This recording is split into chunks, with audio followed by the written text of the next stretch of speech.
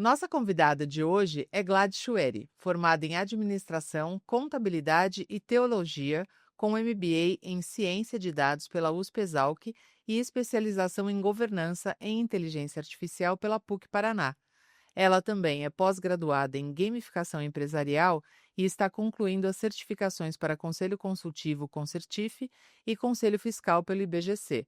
Ela é cofundadora e CEO da Marias S.A., organização que atua diretamente no ecossistema de empregabilidade de mulheres. É membro emérito da PUC Angels, professora da FIA e da Trevisan Escola de Negócios, onde coordena a certificação para mulheres conselheiras. Além disso, é coordenadora do livro Mulheres na Inteligência Artificial e do AI Summit Brasil. Hoje, a conversa vai além dos algoritmos. Vamos falar sobre confiança, liderança, futuro do trabalho, ética e o papel da IA como aliada da transformação. A Gladys é tudo isso que eu falei para vocês e também é mãe da Helena e uma referência quando o assunto é inteligência artificial aplicada ao mundo real. Temos alguns projetos em comum e eu fico me perguntando como que ela dá conta de tudo isso.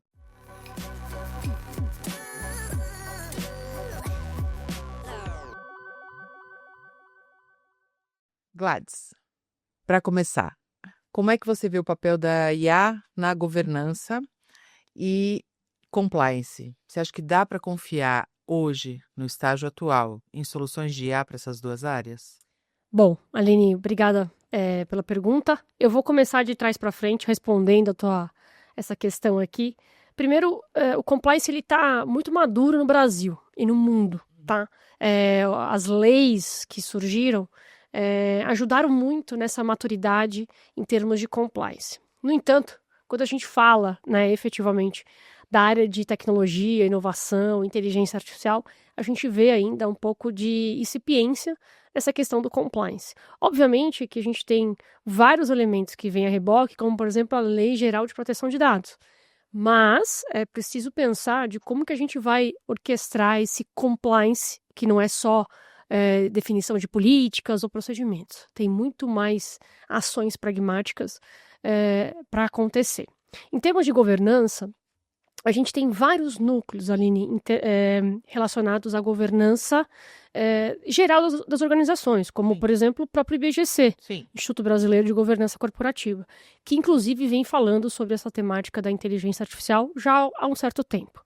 No entanto, a gente não tem um regramento de governança para inteligência artificial focada nisso, né? A gente tem uma série de elementos que conectados, uma série de políticas, procedimentos, até mesmo ISOs, que conectados nos ajudam a governar essas informações, esses dados e essas ferramentas de inteligência artificial. Então, a gente percebe que há uma crescente para a maturidade, mas ainda muito incipiente. Então, eu vou fugir um pouco do roteiro aqui, que você falou um negócio que eu acho interessante, que eu costumo falar também. Eu acho que as empresas não podem correr o risco de ficarem paradas agora nesse movimento de adoção e de conhecimento e de letramento de IA, porque não tem lei específica para isso. Eu acho e concordo com você que a gente tem a lei de proteção de dados, tem a PL lá, o PL já rodando lá no Congresso e tal, e a gente tem um monte de ferramentas, né? E a gente que vem dessa área de tecnologia e inovação, as leis normais servem para isso também, né? Também, com Então, certeza. né, meu recado aqui ninguém precisa ficar parado, né? Só fica Exato. parado se quiser, porque, como você falou, tem a ISO aí, o mercado está regulado já faz um tempo, né? Exatamente. E governança é governança, ética é ética, Compliance é compliance. compliance, nada mudou. Exatamente. Considerando a sua trajetória em grandes consultorias, principalmente, quais são os desafios que você vê nas empresas hoje implementando IA dentro dessas áreas de governança e compliance? Excelente pergunta também.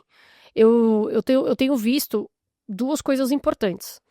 O desafio primeiro, eu preciso saber qual inteligência artificial, ou qual LLM, ou qual as ferramentas eu devo implementar. Então, muito desse movimento parte, obviamente, do time de tecnologia, do CISO, às vezes, né, do diretor de inovação, alguma coisa nesse sentido. Esse movimento, ele arrasta para um comitê, né, que a gente chama de comitê de inteligência artificial, ou um comitê mesmo de inovação. O desafio é entender como que a organização vai implementar esses processos. Também, obviamente, tem o desafio do próprio letramento, Aline. Ou seja, as pessoas querem sair usando as LLMs da vida, mas não entendem, né, o trabalho a mar aberto. Quando você literalmente está colocando um dado numa LLM que não está homologada pela companhia, pela organização, você está trabalhando com dados a mar aberto. O que significa isso? Eu estou usando lá uma LLM qualquer, não sei se eu posso dizer o nome, mas o que acontece? Eu estou trazendo um dado, eu estou treinando aquela ferramenta e, por óbvio, colocando, se for um dado da companhia ou um dado pessoal seu, enfim, você está trabalhando com esse dado naquela LM que usa potencialmente aquele dado em algum momento, mesmo que seja anonimizado, eventualmente, alguma coisa nesse sentido. O grande desafio é como que eu vou letrar essas pessoas para tomar um autocuidado com relação aos dados e as informações que são utilizadas para treinar essa ferramenta, ou me trazer de maneira mais propositiva, né, a resposta que eu quero. Afinal de contas, a gente sabe, quanto melhor e mais dados a gente tiver, melhor vai ser a resposta, né? E como que eu coloco aquele grupo multiforma, vamos pensar assim, né, com várias pessoas pensando, criando um comitê para justamente criar uma jornada de, primeiro, letrar as pessoas, depois, governar as ferramentas, ou seja, qual é o arcabouço que eu vou usar aqui para governar todas essas ferramentas? Porque você tem várias LLMs com respostas diferentes, com mecanismos diferentes. Então, eu sucintamente dizendo o desafio é, primeiro, letrar as pessoas para dizer, olha, o que você está fazendo aqui, potencialmente, cuidado com os dados, cuidado com as informações, o que você coloca, o que você carrega e assim por diante. E, obviamente, tentar criar esse grupo multidisciplinar para governar e criar regras dentro da companhia. Isso significa que eu vou criar uma política de utilização de ferramentas de inteligência artificial, uma política, por exemplo, para fazer a gestão daquelas inteligências artificiais que entram em reunião e gravam tudo. Até isso a gente tem que tomar cuidado. Claro. Afinal de contas, quando você termina a reunião, o relatório é enviado para todo mundo. E se tiver um dado que eventualmente não poderia ter sido compartilhado, ou uma informação que não poderia ter sido compartilhada e distribuída automaticamente? Então, são esses tipos de pequenas ações que a companhia precisa organizar. Criar um comitê de inteligência artificial, um comitê de inovação, para cuidar dessas coisas e distribuir ela de maneira uníssona para as organizações e para as pessoas, né? Por exemplo, Aline, se tiver, por exemplo, uma empresa que é uma holding e debaixo dessa holding tem inúmeros outros CNPJs, como é que cada CNPJ está tratando esse tipo de assunto? Como é que cada empresa está tratando a governança de dados, a governança de ferramentas de LLM? Às vezes são nichos diferentes. Que tratam as coisas de formas Totalmente completamente diferentes. apartadas e diferentes. E aí a holding pode ter esse papel de, olha, vamos criar um grupo, um núcleo de inovação, de tecnologia, para discutir esse tema. E eu não estou dizendo para você engessar o tema, pelo contrário, estou dizendo para que você tenha governança, para que você possa impulsionar e melhorar a experiência do usuário enquanto utilização de ferramentas de LLM. Ou outras também, né? Você acha que a IA pode substituir auditores em algum momento? Olha, sendo bem honesta, a IA vai substituir procedimentos de auditoria.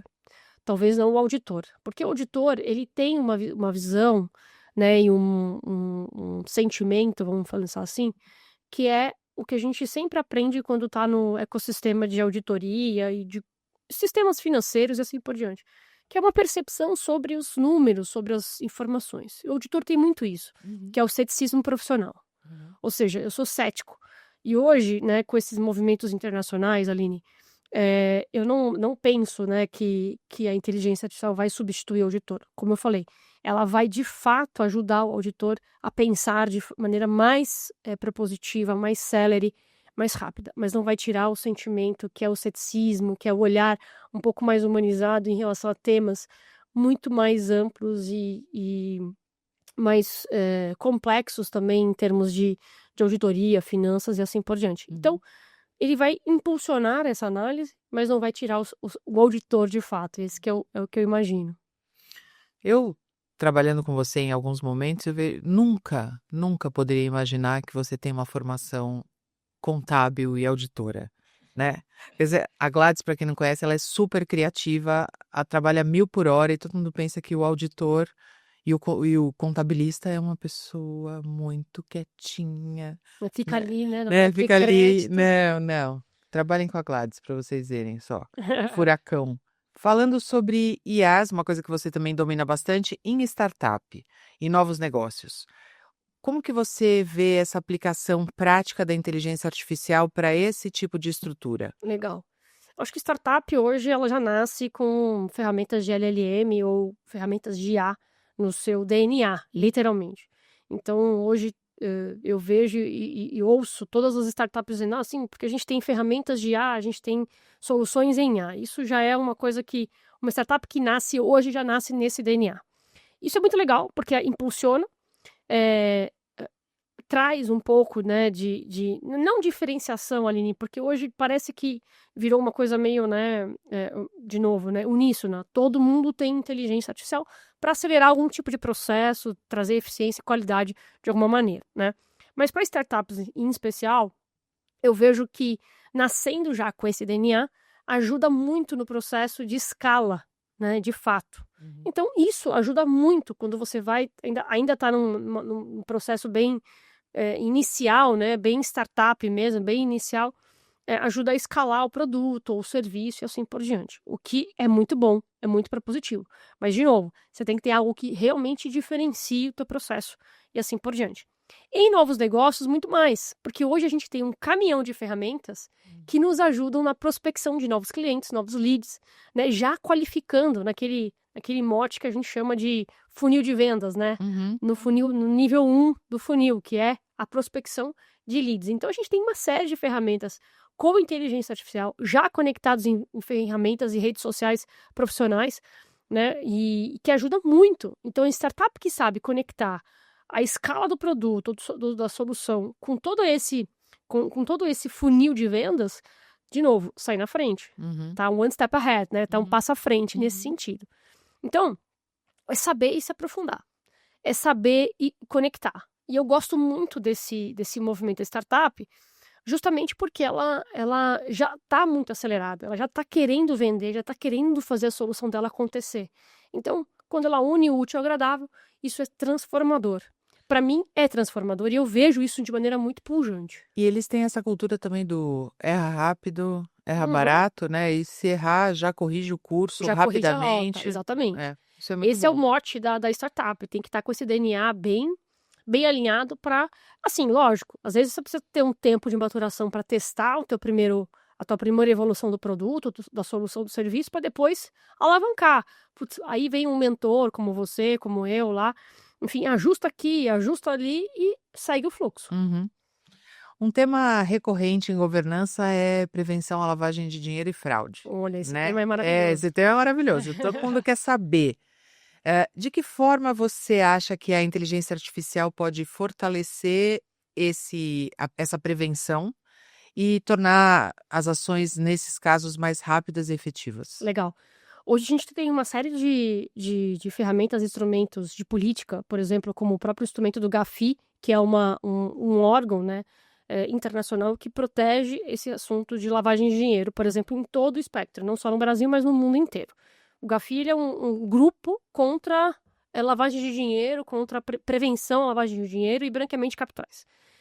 Hoje a gente entra com essa temática justamente para o GAFI já entra com inteligência artificial, com várias ferramentas e recursos para ajudar, né, a ampliar isso. Obviamente, essas ferramentas que a gente conhece hoje, por exemplo, com ferramentas de inteligência artificial, junto, por exemplo, com uma análise de sentimento, uma análise de background check, que a gente chama, que é uma análise daquela pessoa, enfim, ou daquelas pessoas, ou daquela empresa. A ferramenta de inteligência artificial hoje ela é preponderante, porque ela acelera esse processo de análise de conhecimento do cliente. Existe um procedimento, por exemplo, em todo o mundo, que é o Know Your Customer, conheça seu cliente, né? Que todas as instituições financeiras eventualmente precisam fazer. Independente, você vai abrir uma conta no banco, seja no digital ou no presencial, eles vão fazer essa análise sua. E ele já tem recursos e ferramentas hoje para analisar toda a sua jornada financeira, a sua vida pregressa e a sua vida atual, né, com esses movimentos.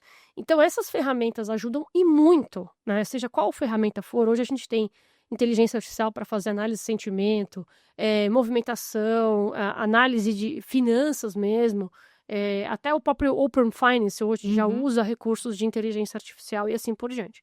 Eu trouxe aqui só alguns dados para a gente pensar e esses órgãos também que ajudam e conectam. E, obviamente, eles estão pensando em como que a gente vai usar a ferramenta de inteligência artificial para proteger dados também financeiros dos nossos usuários, por exemplo, né? Os bancos e assim por diante. Então, isso é muito interessante, Aline, porque vem nessa toada, percebe? Todo mundo falando de ferramentas de inteligência artificial, seja para lavagem de dinheiro, seja para proteção, na verdade, branqueamento de capitais, e o mundo inteiro está vendo isso, tá? E não é só o Brasil está sempre um passo à frente, porque nós temos um sistema financeiro muito robusto. Desde sempre, o Brasil é uma referência no sistema financeiro, né? Seja Foi um dos primeiros a digitalizar tudo, Isso, né? exatamente. Agora a gente tem o movimento do Drex também, que vai entrar ferramentas de inteligência artificial para garantir, né, toda a lisura do processo de troca de moedas e assim por diante. Então, e assim, eu estou falando aqui de maneira muito superficial pelo que eu conheço e estou acompanhando. Mas, por exemplo, em processo de lavagem de dinheiro, além do background check, a gente tem, por exemplo, o que a gente chama de caminho do dinheiro. Quando é que você vai pagar um seguro, ou quando você vai pagar algum tipo de algum valor muito significativo, por exemplo, né? Às vezes você pega um seguro de vida, um seguro contra algum tipo de acidente, alguma coisa assim. Existe uma avaliação que é feita, por exemplo, por que você está pagando à vista? De onde veio o dinheiro?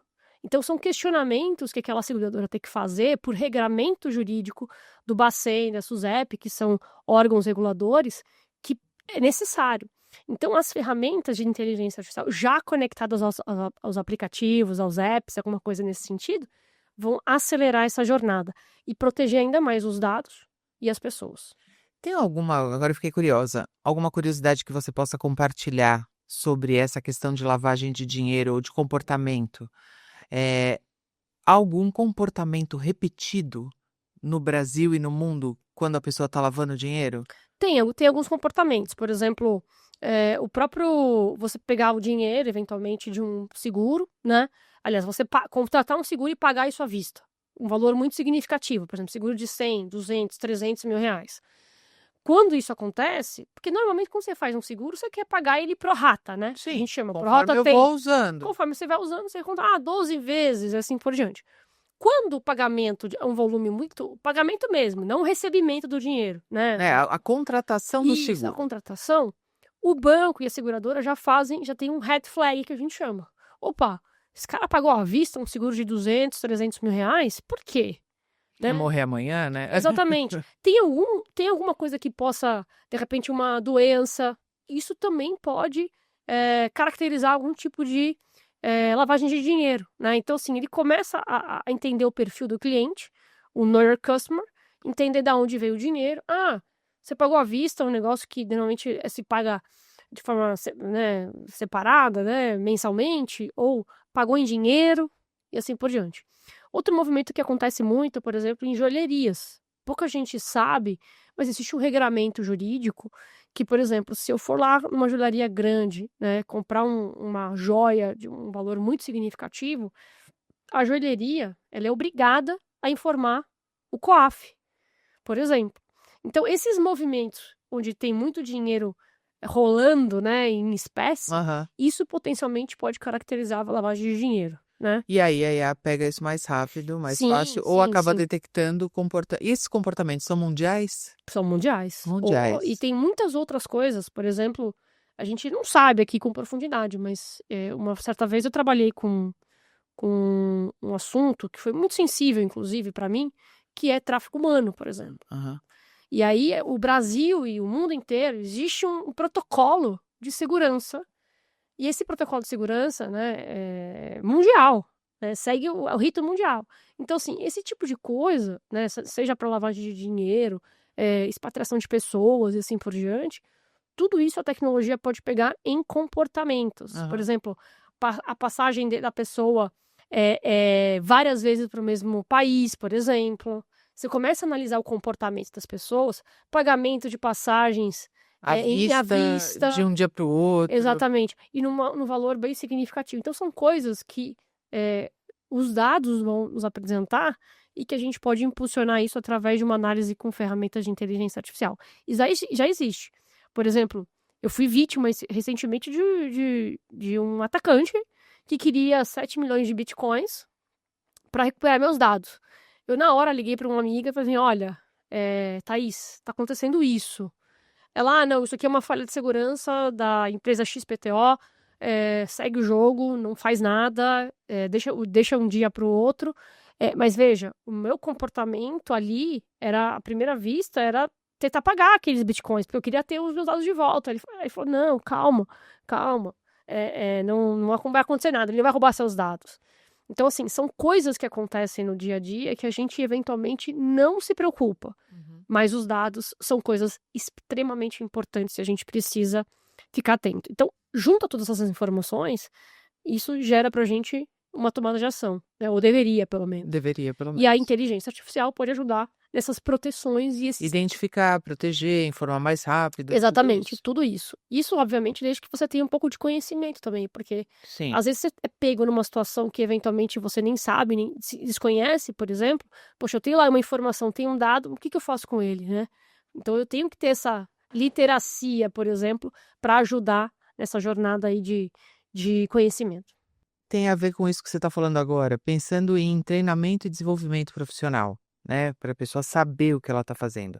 Como é que você acredita que os profissionais dessas áreas de compliance e governança deveriam se preparar para lidar com isso? O mercado já está pronto para oferecer treinamentos robustos e efetivos segmentados para isso? Excelente pergunta, Aline. A minha percepção é que não. Os compliance officers, por exemplo, ainda estão lidando, né, com muita denúncia de canal de denúncia, coisas que normalmente acontecem no dia a dia do compliance. Ainda não estamos lidando com tantos problemas, por exemplo, com vazamento de dados. Temos vazamento de dados, temos atacantes fazendo, né, o trabalho deles, né, e a gente tentando bloquear isso, mas os compliance officers, a própria governança ainda não entendeu muito o que está acontecendo e essa nova era das ferramentas de inteligência artificial. Nosso papel aqui como treinadores, como coachings, vamos pensar assim, é exatamente levar esse conhecimento, até porque a gente saiu um passo à frente, né? Literalmente, a gente foi estudar, a gente foi se mergulhar nessa temática, e aí eu vejo que a gente ainda não está tão preparado. Você vai em grandes casas de governança, como eu citei aqui, ainda fica muito no mundo do procedimento, das políticas, tá? Mas o que de pragmático a gente tem para fazer acontecer, por exemplo, levar essa literacia para as pessoas, fazer com que ela use de forma consciente e ética as ferramentas de LLM, diga que de fato foi feito por uma ferramenta de inteligência artificial e não por ele, e assim por diante. É esse nível de governança ou de compliance que a gente precisa. Até porque tem uma discussão ética, né? De quem que é o texto. É da IA ou é do cara que escreveu o prompt da IA, né? Então tem toda essa discussão. Então a gente ainda está nessa camada. Acho que com regulação a gente vai ter um pouco de norte. Assim como tudo na vida, a regulação ela vem para tentar contribuir. Não que eu seja totalmente a favor de tudo que está escrito lá, e para quem se interessar, é a PL 2338, que pode, de fato, ajudar a regular algumas coisas. Mas como estava o texto inicial, a Aline conhece bem esse texto... Não ia acontecer mais nada. Não ia acontecer mais nada, ninguém ia entender mais nada de inteligência artificial e ia limitar parar o país. Exatamente. Limitar o uso. Por isso que os especialistas entraram com tudo, né, com brincadeiras à parte, com os dois pés, para literalmente deixar o Brasil fazer o uso de ferramentas de LLMs e inteligência artificial. Mas, obviamente, com toda a consciência e com toda a lisura que é necessário sempre, né? Bom, para terminar aqui, na sua visão, quais são as principais tendências de inteligência artificial que vão impactar a sua área de governança e compliance nos próximos 5 anos? A IA conectada com dados, com certeza, já é uma realidade, mas para os próximos anos isso só tende a impulsionar. A gente tem a computação quântica também entrando, e para quem quer conhecer um pouco mais, existem já cases muito importantes no Brasil de usos de computação quântica com uso de ferramentas de inteligência artificial e também dados, né? E, adicionalmente, o próprio compliance sendo totalmente digitalizado. E aí, a função do compliance officer ou a função da governança entra mais como um cara que vai calibrar, né, que vai eliminar erros, de fato, da própria ferramenta de inteligência artificial, porque ela está também numa curva de aprendizado. Uhum.